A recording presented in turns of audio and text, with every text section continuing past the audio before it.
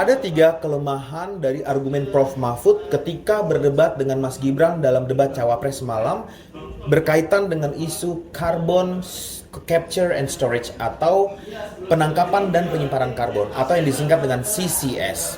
Kelemahan tersebut adalah sebagai berikut. Pertama, Prof. Mahfud mengatakan bahwa carbon capture and storage ini adalah topik yang tidak relevan dengan tema debat semalam yang mengusung isu ekonomi, investasi, dan perdagangan. Karena menurut Prof. Mahfud, CCS ini secara eksklusif adalah topik dalam naungan isu energi dan lingkungan.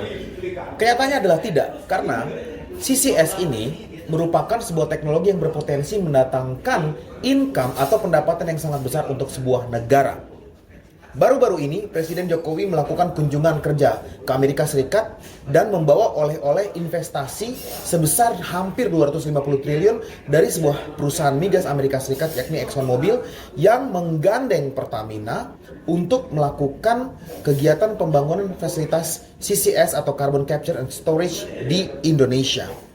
Dan dari 250 triliun itu, sekitar 31 triliun secara spesifik adalah untuk membangun teknologi CCS ini di sebuah tempat di Indonesia yang telah ditentukan oleh pemerintah Indonesia bersama dengan investor tersebut untuk menampung sejumlah 3 gigaton karbon. Dan 3 gigaton karbon ini merupakan sumber income yang sangat besar ketika diserap di dalam reservoir bekas minyak dan gas yang akan dipergunakan untuk menampung karbon tersebut. Dilansir dari website MIT, harga per ton dari karbon yang diserap ke dalam reservoir tersebut melalui fasilitas carbon capture and storage ini adalah sebesar $85 kurang lebih per ton. Sehingga kalau kita mengalihkan $85 per ton dikalikan dengan 3 gigaton tadi, negara Indonesia berpotensi memiliki income sebesar $255 miliar atau hampir mencapai 4.000 triliun pendapatan.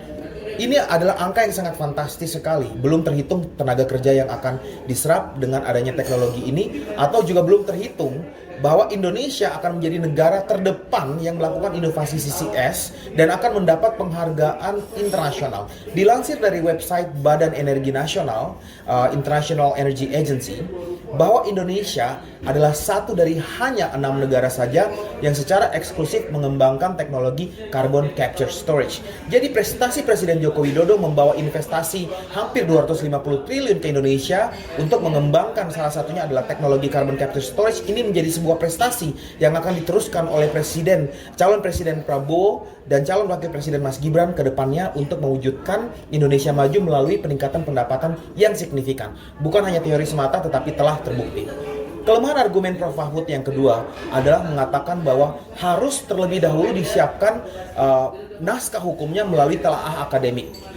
Yang perlu diketahui oleh Prof. Mahfud bahwa draft Perpres daripada Carbon Capture Storage ini telah berada pada level final dan akan segera dikeluarkan, dilaunching oleh Kemenko Marves bersama-sama dengan Kementerian SDM yang menjadi leading sektornya. Jadi tidak perlu telaah akademik lagi tetapi sudah berada dalam draft final. Dan argumen yang ketiga, Prof. Mahfud mengatakan bahwa Mas Gibran tidak relevan menyampaikan argumennya dalam topik ini. Kenyataannya, ketika Prof. Mahfud kemudian menyinggung tentang SIPD yang sama sekali tidak relevan dengan topik carbon capture storage, ini malah menunjukkan bahwa yang tidak relevan untuk topik ini sebenarnya adalah Prof. Mahfud.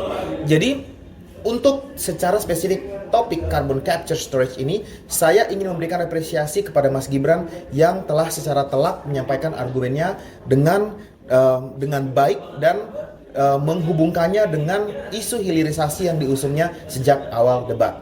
Well done, Indonesia maju. Terima kasih.